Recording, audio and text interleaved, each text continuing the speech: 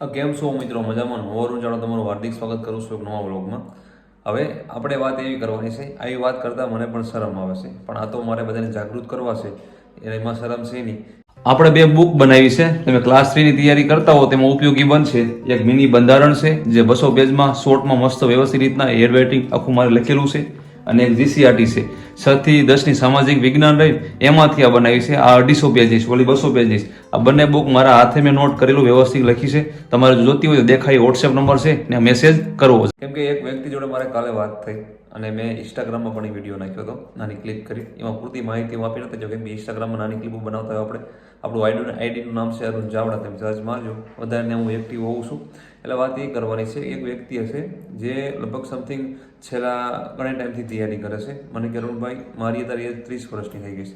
ઘટના કેવી છે કે એક છોકરી જોડે તો મારી રિલેશનમાં હોય છે અને 2012માં ધોરણમાંથી નથી, અને બંને એક કાસ્ટમાંથી જ હોય છે. બંને જોડે જાય અને બંને એકબીજાને પસંદ કરતા હોય, અને લોકોને એવું ડ્રીમ હોય છે કે આપણે જોડે બંને સ્ટડી પણ જોડે કરી અને આગળ પણ જોડે વધશું, તૈયારી પણ જોડે કરી. પછી બંને તૈયારી કરે છે અને કંઈક 2016ની ભરતી, પછી 2019ની, 2022 ત્યાં બધી ભરતીઓ બંને કરે છે પોલીસની. અને 2022ની ભરતીમાં બંને બહુ સારી મહેનત કરે છે. પણ છોકરી એવું કહે છે કે તમે લાગી જાઓ, એવી હું દુઆ કરું કે તમે લાગી જશો તો પછી આપણે શાંતિ થઈ જશે. આમને બધું આવી તે વાતો કરે છે. પણ છોકરાને નસીબ સારા નહીં હોય તો છોકરો લાગતો નથી, અને એ વખતે 2022માં છોકરી લાગી જાય છે. છોકરી 2022માં પોલીસ બની જાય છે અને છોકરો બનતો નથી. છોકરો છતાં પણ પાછો મહેનત કરે છે, અને જે 24-25ની ભરતી ગઈ એની હાટું મહેનત કરે છે કે હું આ ભરતીમાં કાંઈ નહીં 22 વાળી, પણ કે આવતી ભરતી હું લાગીશ. પણ મહેનત મૂકતો નથી. પણ 25ની ભરતીમાં પણ એવું થાય છે કેમ કે કાંઈક નવા આરઆર આવ્યા અને સિસ્ટમ કાંઈક એ પાર્ટ બી પાર્ટની સિસ્ટમ થઈ તો એને પણ ટૂંકમાં થોડી હેરાનગતિ થઈ. ટૂંકમાં એ પાર્ટમાં 28 માર્ક છે અને બી પાર્ટમાં 88 માર્ક. આ રીતના એના બંને માર્ક થાય છે. મહેનત સારી, તૈયારી પણ સારી, અને 30 વર્ષની ઉંમર હતી.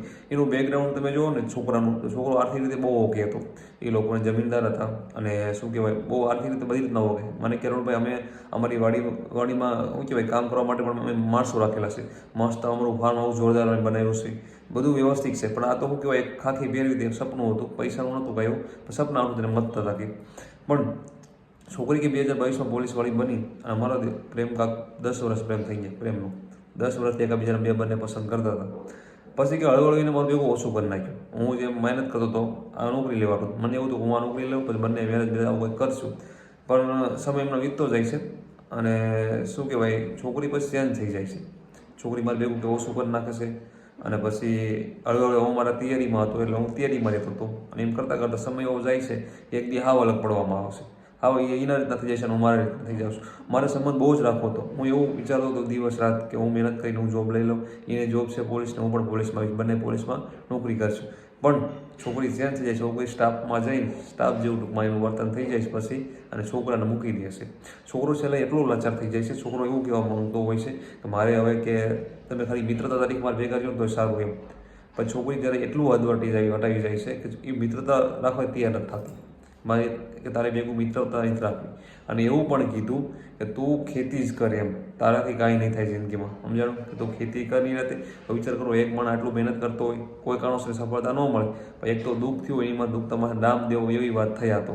અને પછી એવું કીધું વધારે પૂરતી તો મારી ગાણી કે મને કોઈ વસ્તુને તું કારણોસર મને તું ટૂંકમાં હેરાન કરીશ તો હું તને કાયદાનું ભાન કરાવડાવીશ. બરાબર, તને કાયદો મારે શીખવાડવો ન પડે કે કેમ કે હાલ એમની પોલીસમાં હતા એટલે એવું તો એ બોલવાના છે.